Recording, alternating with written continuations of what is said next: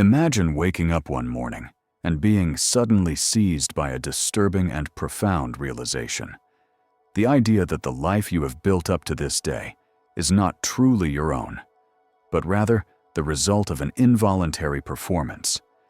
It is the suspicion that every single decision you've made, every value you hold dear, and even the ambitions that drive you to get out of bed did not spring from the most authentic and original core of your soul, but from the expectations of others, the pressures of society, and the invisible conditioning that has surrounded you since birth. Stop for a second and reflect seriously on this point.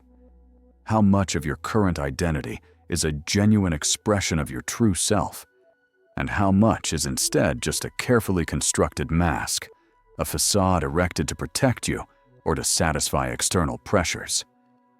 Very often, without even realizing it, we find ourselves playing a character, faithfully following a script written by the culture we live in, by the education we received, or by the fears that constantly whisper in the background of our minds.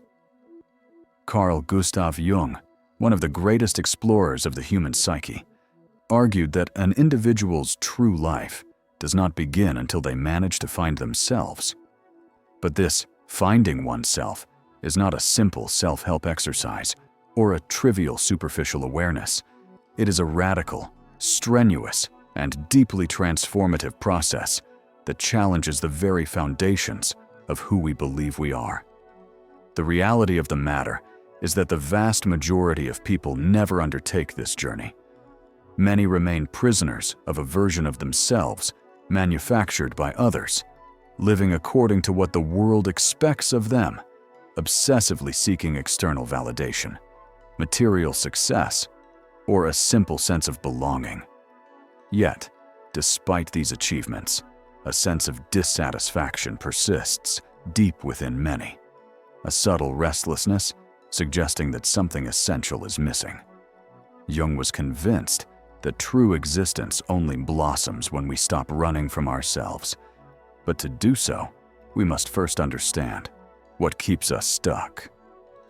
From the very moment we enter the world, we undergo a process of conditioning.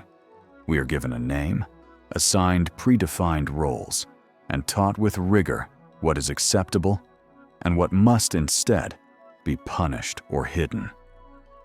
This education is so pervasive and gradual that we rarely think to question it. Thus, over time, we learn to suffocate those parts of ourselves that are not in tune with the desires of those around us. If you think back to your childhood, you might remember moments when your freest expression was stifled by a reprimand, or when you were told to be more realistic or less sensitive. In those moments, you began to build your persona, that social face that allows you to function in the world and be accepted, but which risks becoming a prison if you end up believing you are only that mask.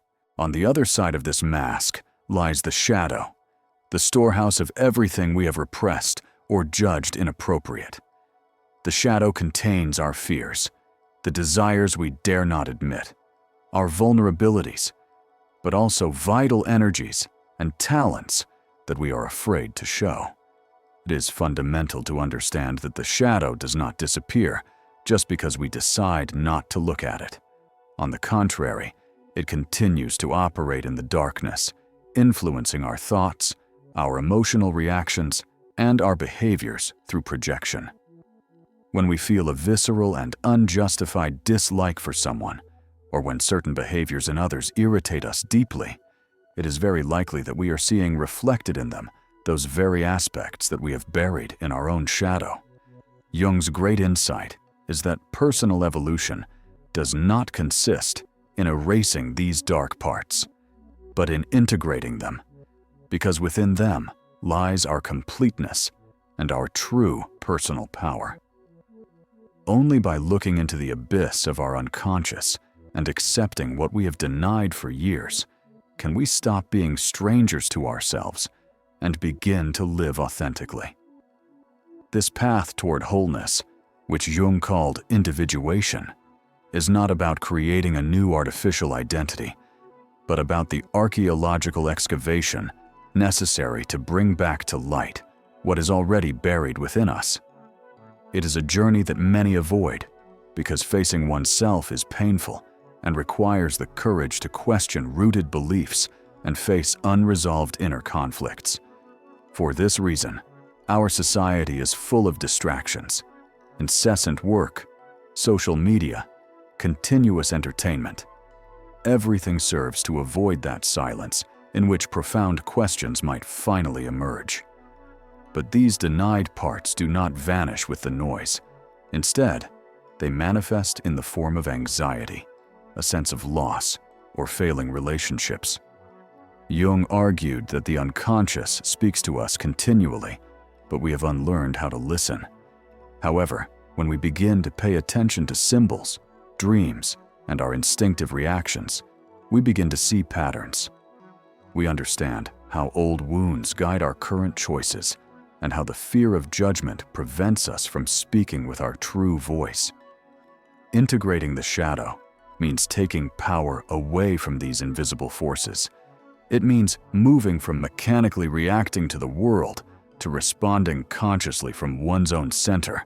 However, there is an even deeper illusion to overcome: the idea that our I or ego is something fixed, limited, and isolated. Jung understood that our identity is not a static monolith defined by the past or by work, but a vast and interconnected field of consciousness that holds the wisdom of past generations through what he called archetypes, universal models of behavior and meaning. Individuation is, therefore, the process of balancing all these forces: light and dark, rationality and intuition, the masculine and feminine energies present in every human being. The true obstacle to this realization is the ego, which constantly seeks to define boundaries and maintain the security of what is known. But growth occurs only in the unknown. Finding oneself is not a goal that is reached once and for all, but a continuous act of courage, a constant dance between awareness and mystery. The final revelation is that the version of you that you have always sought was never far away. It was always there, intact beneath the debris of conditioning, waiting to be recognized and finally lived. Now you have a choice before you: to continue living as a fragment limited by fears, or to have the audacity to embrace your wholeness, finally becoming the conscious protagonist of your existence.